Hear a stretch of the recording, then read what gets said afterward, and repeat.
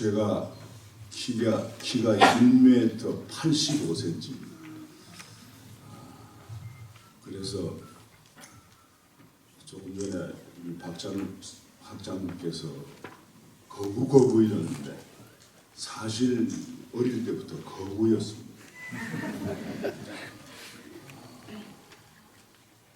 그래서 오늘 제가 그 카드로 갖고 나온 직업으로서의 인류학 이 말씀을 드리는 내용을 아주 신상에 좀 밀착을 시켜서 어느 정도까지 가능할지 한번 시도를 해보겠습니다. 주지하시다시피 제가 내건 제목은 막스 베버의 직업으로서의 학문, 그걸 패러디한 것입니다. 그리고 많은 부분을 그런 거장들의 저작들로부터 공부를 한 게 지금 현재 이끌이 됐다고 생각합니다. 제가 이 인류학이라는 학문에 접하게 된 것은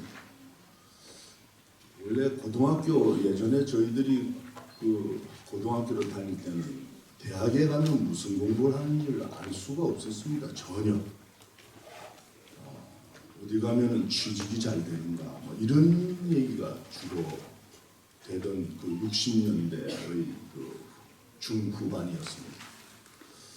그래서 제가 뭐 저희 지금 여기 고등학교 동기생들도 몇 분이 와 계시는데 학교 선생님들이 저를 보고 육군사관학교를 가라고 그랬습니다. 그래서 저는 그렇게 하는 걸로 생각을 했습니다. 전혀 모자람 없이 제가 상당히 모범생이었습니다. 시키는 대로 시키는 대로. 그래서 의당 육군사관학교 시험을 칠 걸로 생각을 했는데 그 말씀을 저희 선고장께 아버님께 이제 드리니까 정말 의외의 반응이 나왔습니다. 그렇게 항상 말씀도 안 하고 조용하시던 분이 정말 앉아 계시다가 펄쩍 방바닥에서 이만큼 떴습니다. 그러시면서 안 된다고, 절대 안 된다고. 왜 안 됩니까? 우리는 고향이 함경도라 국민과 정치로 가면 안 된다. 참 저로서는 충격이었습니다. 막 그런 우여곡절 끝에 어른께서 제시한 게 고고학 공부를 해야 그래서 물리과대학의 고고인류학과라는 것으로 진학을 하게 되었습니다. 물론 저희가 그 고고인류학과라는 학과를 다닐 때 김원룡 자꾸 하셨습니다만 김원룡 선생님께서 고고학을 담당하셨고 한성복 선생님께서 인류학을 담당하셨습니다. 그래서 한상복 선생님께서 인도해 주신 그 인연이 돼서 오늘 이 자리에 있게 되었습니다. 제 선친께서 학문을 하라고 그랬을 때 그 학문의 의미를 그 당시는 잘 몰랐습니다. 이 공부라는 것을 해오는 과정에 이 학문에 우리가 익숙한 학문이라는 것과 탈무드 계통에서 얘기하는 학문이라는 게 다르다는 걸 알았습니다. 성리학이 기반이 돼서 그 성리학의 추동력을 갖고 진행되는 학문으로는 뭐 입신양명 아니겠습니까? 양명학 아니겠습니까? 그런 걸 모든 사람들이 생각했기 때문에 학문하라고 하면은 배고파서 굶어 죽는다고 그랬습니다. 그래도 저희 선친께서는 절대 굶어 죽지 않으니까 그걸 해라. 뭐 그렇게 해서 시작이 됐었습니다만, 그래서 오늘 이 학문이라는 게 뭐냐, 그 속에서 인류학이라는 게 이게 뭐냐, 제 나름대로 말씀을 드려볼까 합니다. 학문에 저는 진학문과 위학문이 있다, 이렇게 대결 구도를 만들었습니다. 좀 대결을 극적으로 극명화하기 위해서 탈무드 계통의 학문을 저는 진학문의 모델이라고 생각을 했습니다. 성리학 쪽에서 밀어붙이는 학문은 그건 위학문 쪽으로 흘러간다, 이렇게 생각을 했습니다. 그러면서 동시에 막스 베버 같은 대학자들이 그 탈무드 계통의 그 학문을 수행을 하시면서 그렇게 말씀들을 하셨습니다. 이게 뭐 시쳇말로 권력과 금전과 관계없는 참 배고픈 그런 길이 학문인 것이다라고 그렇게 규정이 되어 있었습니다. 저희가 이 캠퍼스에서 저희 선배 교수들부터 지금 저희들에 이르기까지 앞으로 이 학문을 지켜나갈 분들까지 모두 이 배고픈 길을 왔고 행하고 있고 가고 있는 길에 동참하는 데는 의의가 없다고 생각합니다. 물론 얼마나 좋은 밥을 먹느냐, 이런 논의는 할 수 있겠습니다.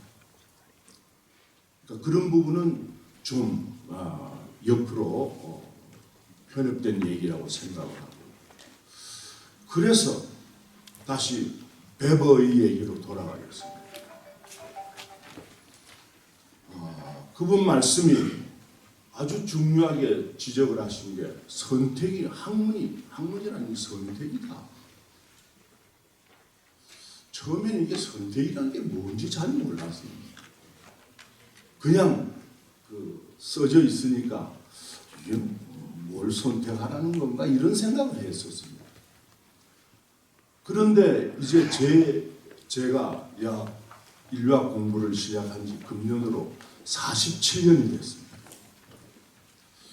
그동안 역정을 되돌아보건대 이 선택이라는 것이 인생살이에 많은 방식들이 있을 텐데, 이 정말 하나를 내가 진리탐구를 위해서 한 길을 가고자 한 그 선택, 그걸 말씀하시는 걸로 이해를 했습니다. 그런데 저희가 하고 있는 인류학이라는 학문은 이걸 이제 선택을 했다고 한번 가정을 합시다. 그러면은 이 선택이라는 것은 선택하는 순간에, 예를 들어서 제가 어떤 행위를 한다고 하면은 그 행위에 내가 앞발을 내디딜까, 그 다음 동작을 위해서 어떤 옷을 입을까, 이런 것들이 선택이 되겠습니다. 그리고 그게 갖춰지면 그 다음은 행동, 실천으로 들어갑니다. 간단히 얘기하면 선택에서 그 다음 단계는 실천인데, 이 인류학이라는 학문은 선택하는 순간에 실천이라는 생각을 하게 되었습니다. 이 인류학들이 하는 일은 왜 그게 선택이 곧바로 실천이냐? 저희가 부닥치는 문제는 우리의 일상생활 삶입니다. 삶이라는 것이 진행되는 것은 끊임없는 시작에서부터 끝까지 실천합니다. 그래서 선택과 실천을 구분했던 그 베버 같은 분들, 또는 또 톨스토이처럼 반학문론을 펼쳤던 그런 분들과 대항을 했던 그런 논지들을 대조를 시켜보면, 인류학이라는 학문은 제가 부제로 달았습니다만 실천에서 실천으로 처음부터 실천이고 끝까지 실천인 게 이게 인류학이라는 학문이다. 이렇게 생각을 하게 됐습니다. 예를 하나 들겠습니다. 제가 필드웍 다니느라고 돌아다니면서 이것저것 주워 모아오는 이것들이 요번에 짐을 정리하면서 보니까 돌멩이들이 상당히 남았습니다. 이 나라 저 나라 뭐 이스라엘서 가지고 온 돌멩이도 있고 카자흐스탄에서 가지고 온 돌멩이도 있고 돌멩이들이 있는데 지질학자들은 그 암석을 연구하기 위해서 그 암석을 땅 속에서든지 어떤 바위 속에서든지 캐 나온 그걸 실험실로 가지고 들어옵니다. 저는 그 순간을 주목하게 됩니다. 만약에 그 암석이 그 자리에 캐내 오기 전에 그 자리에 있었다면은 그것은 그대로 거기서 실천하고 아주 천천히 미세하지만은 흙으로 진행하는 과정에 실천을 하고 있어요. 그런데 지질학자가 그 암석을 연구를 하기 위해서 실험실로 가지고 오는 순간에 그 실천을 놓쳐버리죠. 그래서 지질학자가 연구한 암석에 관한 지식들은 다시 그게 산업이다, 그 산업이다 또는 다른 방식으로 환원이 되면서 실천이 일어난다고 생각을 합니다.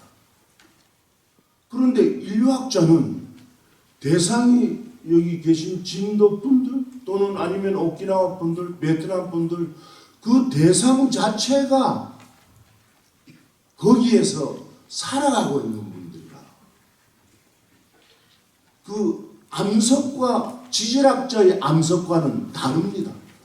인류학자의 그 제보자라고 그렇게 뭐 번역을 할까요? 인류학자가 대상으로 뭐 대상이란 말이 그렇게 해서 그 기분 좋은 단어는 아닙니다만은 인류학자가 대하는 인류학자가 만나는 그 삶을 살아가는 그 주인공들 그분들과 이 암석과는 비교할 수가 없습니다. 지질학자의 암석과 인류학자의 그 주민과 같은 연구 대상인데 이 주민은 제가 생각하기에 언제든지 다시 환원이 돼서 그 주민이 어떤 경우에는 인류학자가 될 수도 있을 겁니다. 암석은 결코 그렇게 되지 않을 겁니다.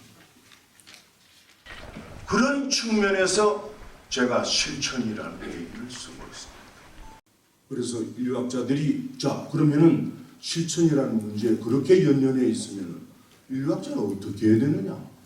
인류학자 생명은 어디에 있느냐? 지질학자의 생명은 그 표본을 가지고 와서 실험실에서 분석을 하고 시료를 넣어서 그게 생명이겠지요. 그러나 인류학자는 그 필드, 그게 바로 생명입니다.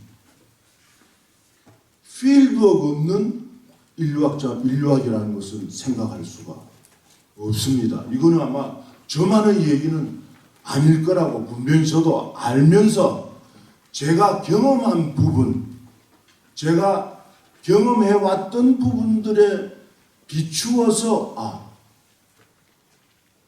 진도의 제가 연구를 했던 어떤 대상으로 해서 연구했던 주민은 그분이 인류학자 될 수 있을 겁니다. 언젠가. 그 속에서 인류학자 나올 수 있을 겁니다. 이런 생각을 하니까 또 한 가지 문제가 저한테 더 다가왔습니다. 지질학자가 이제는 지식사회학의 그 칼 만하임의 말씀으로 연결이 되는 것 같은데 그 지질학자의 그 암석 거기에서 많은 지식을 얻어냅니다. 그것은 그 자체가 실천과는 유리가 되어 있어요. 그러나 인류학자의 대상인 그 주민 그것은 입장이 다르다고 말씀드리겠습니다. 제가 필리핀의 이프가오의 그 주민들에게 이제 뼈를 씻는 과정에 대해서 질문을 해봅니다. 왜 씻느냐? 이걸 씻어서 앞으로 어떻게 할 거냐? 뭐 이런 과정에서 이분들이 삶 속에서 이런 생각들을 하면서 살아가는구나. 저는 그걸 지혜라고 말씀드리고 싶습니다. 지혜라는 것은 지식과는 다르다고 생각합니다. 지혜를 갖고 살아가는, 그 속에 저는 지식과 지혜라는 것은 아주 크게 차이가 나는 부분이 실천에 있다고 생각합니다. 지혜라는 것은 그 속에 실천이 동력으로 담겨 있다고 생각합니다. 그런데 제가 인류학 공부라는 걸 연구한답시고 가서 물어보고 자료를 수집하고 이렇게 해서 그 지혜 속에서 얻어낸 걸 저는 지식화하는 과정을 밟습니다.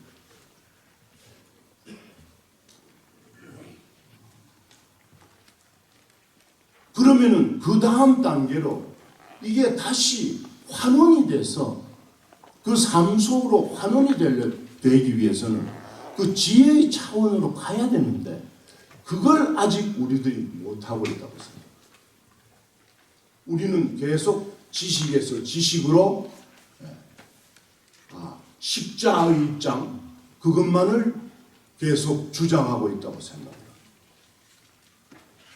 그래서 인류학자들이 그 실천을 하는 그 필드 내에서 얻어낸 그 지식을 가지고 어떻게 다시 지혜 차원으로 환원할 수 있느냐, 이게 우리한테 주어진 또 다른 과제가 아닌가, 저는 그렇게 생각합니다. 그 문제에 대해서 깊이 생각을 하지 않으니까 어떤 일이 생겼냐면은, 제가 베트남서 또는 동아프리카 마사이에서 소똥을 가지고 어떻게 하는지, 어떻게 살아가는지, 그걸 재료로 해서 뭘 만들고 어떻게 하는지 그걸 물어보고, 이렇게 해서 벽을 만들고 이렇게 해서 소와 함께 살아가고, 이런 부분들을 저는 지식이라고 얻어옵니다. 제가 그렇게 지식이라고 가공을 합니다. 그래서 저는 그걸 논문을 씁니다. 논문을 쓰면 연구비를 받습니다. 어떤 경우에는 그걸 가지고 박사학위 논문도 쓰고, 제가 딱 한 번 여태까지 그 많은 필드 중에 이런 공격을 받은 적이 있습니다.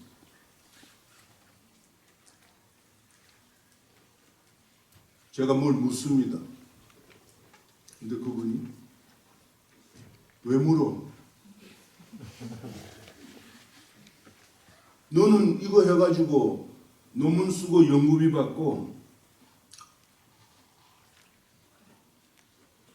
이런 공격이 있었습니다. 참 충격적인 공격을 받은 적이 있습니다. 그럼 나는 뭐냐 이거? 나는 이런저런 얘기 해줬는데 나는 뭐냐? 그게 참 오랜 동안 마음속에서 가시지 않은 지금 앙금으로 지금도 남아있습니다. 그래서 아마도 오늘 제가 여기에서 인류학자들이 무슨 일을 하느냐, 무엇을 해야 하느냐,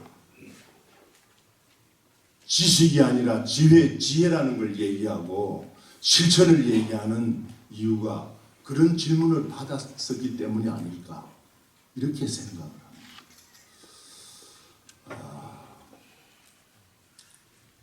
제가 이런 일을 벌린다고 하니까 저와 인연이 많은 그 진도 소포리 아짐들께서 오셔서 아침 새벽에 아짐 한 분은 아침에 그 집에 강아지가 새끼를 5마리나, 그거 지금 제대로 어떻게 잘 옆에서 뭘 도와줘야 되는데 그것도 못하고 그냥 새벽에 타고 올라오느라고 고생을 하셔서, 또 심각한 얘기는 여기에서 접고,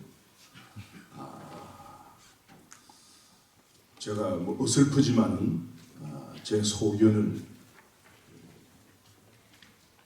좀 거칠게 시간이 몰려서 거칠게 그 문서로 적었습니다. 기회가 되시면은 실천이다, 지혜다, 이런 부분에 좀 초점을 맞추셔가지고 한번 읽어보시고 비판을 주시면 더 없는 즐거움이 될 것 같습니다.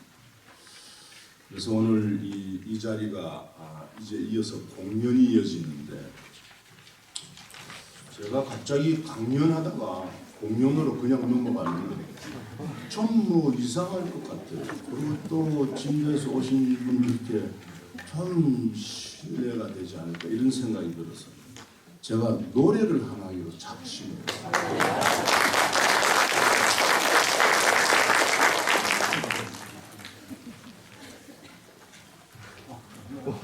노래라는 게 보통 여기 지금 나타난 사람이 진도 소포리에 이장도 하고 전수관 관장직을 하고 있는 김병철이라는 작자입니다.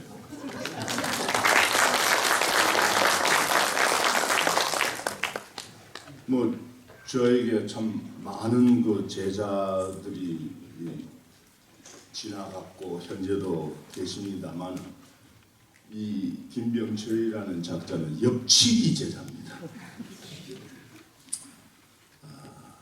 그래서 좀 공연과 어떻게 좀 눈높이를 맞춰볼까 해서 제가 한 곡 좀 부르는 것이니 조응라 선생 용서하십시오.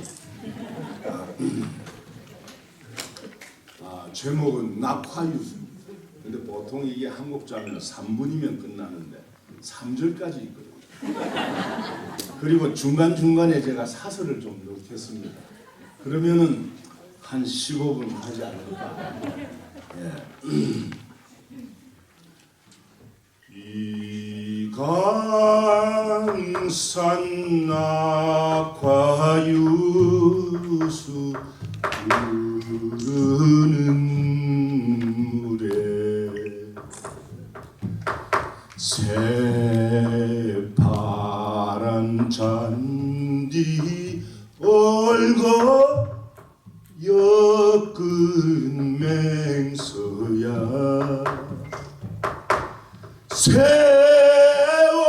세월이 흘러 사랑을 실어 꽃다운 인생살이 고개를 넘자. 이 제가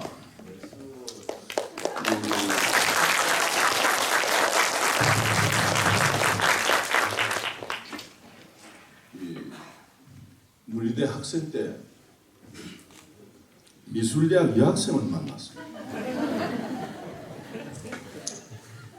그래서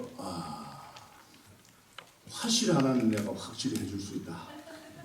이렇게 이제 꼬셨는데 뭐 정년이 되는 지금도 그걸 실천을 못하고 지금 여기 와버렸습니다.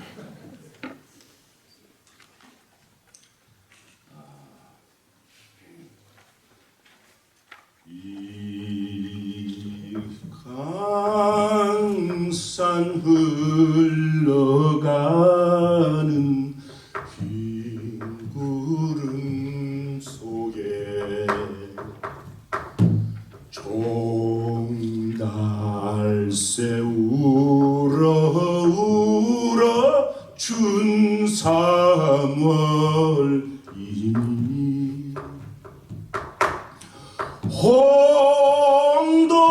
홍도화 물에 어린 봄나루에서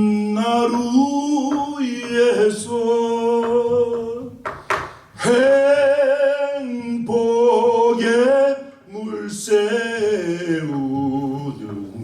복으로 가자.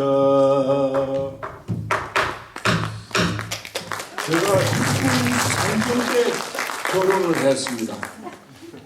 그래서 74년 봄에 제대를 하고 학교로 선생님께 인사를 갔는데 한상복 선생님께서 너 저기 어디 창고 가서 책상하고 글상 한 벌 갖고 와서 여기 앉아.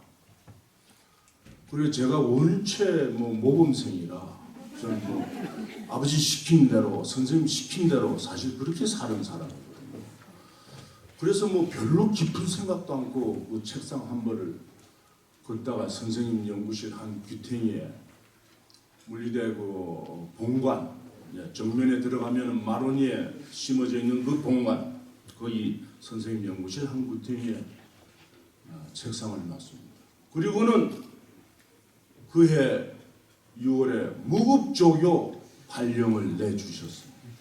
아마도 서울대학의 마지막 무급조교 발령 케이스가 아닌가 잘 모르겠습니다만 거의 시기적으로 그런 것 같습니다. 제가 무급조교 발령을 받았지만은 저는 월급 봉투를 받을 수 있었어요.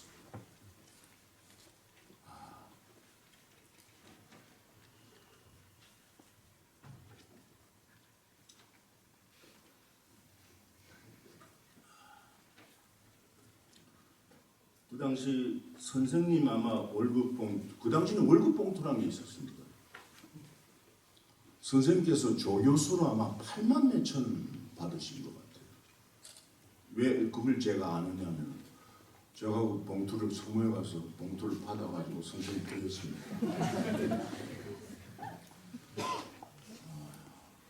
제가 받은 무급조교로서 받은 그 월급 봉투는 선생님께서 만들어 주신 봉투였습니다.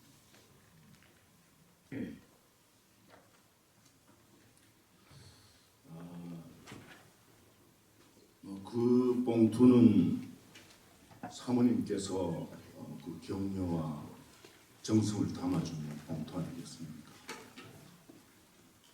지금 4년째 의식불명으로 사모님께서 누워 계신데 쾌차를 빕니다. 그렇다고 울고만 있을 수는 없지 않습니까?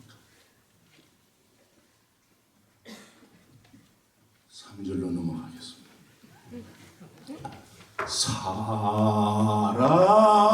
사랑은 낙과 유수 인정은 복우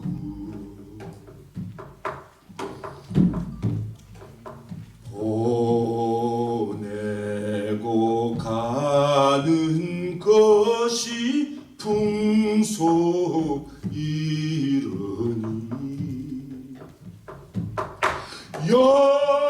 영춘화 야들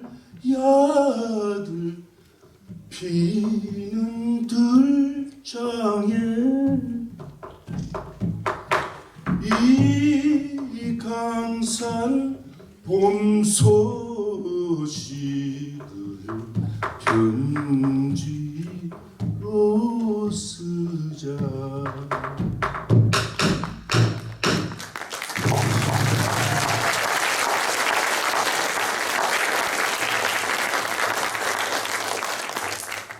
고맙습니다. 소생 물러갑니다.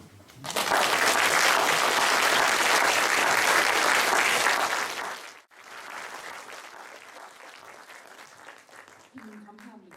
그런데 제가 원래 시간을 꼭꼭 지키는 걸 굉장히 좋아하지만 이렇게 빨리 맡으시면 참으로 곤란해집니다. 다음은 그래도 어쩔 수 없이 더 끌 수 있는